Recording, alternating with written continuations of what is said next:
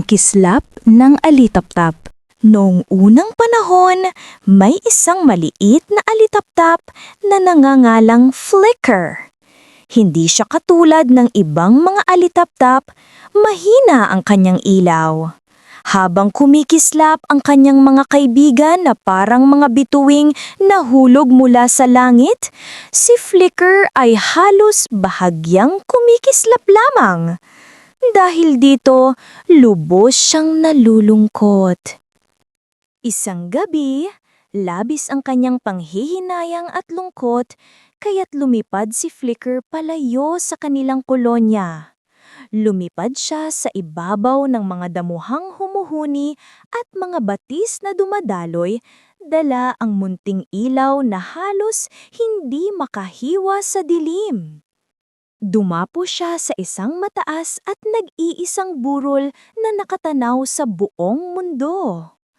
Namuo ang mga luha sa kanyang mga mata, bawat patak ay sumasalamin sa mahinang liwanag ng mga bituin. Bigla, isang mahinahong tinig ang bumasag sa katahimikan. Bakit ka umiiyak, munting ninelam? Itinaas ni Flicker ang kanyang paningin at nakita ang isang matandang, marunong na kuwago na nakadapo sa isang sanga sa itaas niya. Marunong na kuwago.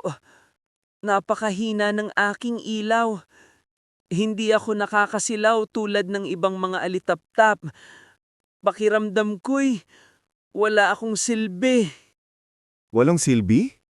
Munting Flicker, maaaring maliit ang iyong ilaw. Ngunit taglay nito ang isang tagtatanging ningas. Naisip mo na ba kung bakit mo gustong magningning? Napaisip si Flicker dito. Palagi niyang inakala na ang pagniningning ng maliwanag ay talagang likas na ginagawa ng mga alitaptap. Kailanman ay hindi niya naisip kung bakit.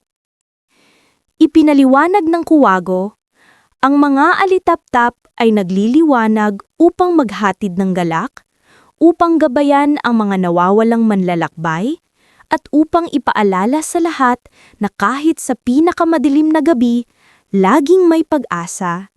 Ang pinakamalakas na ilaw ay hindi laging ang pinakamaningning, kundi yaong nagliliwanag ng may pinakadakilang layunin. Lumipad ka na at liwanagan ng daan para sa iba.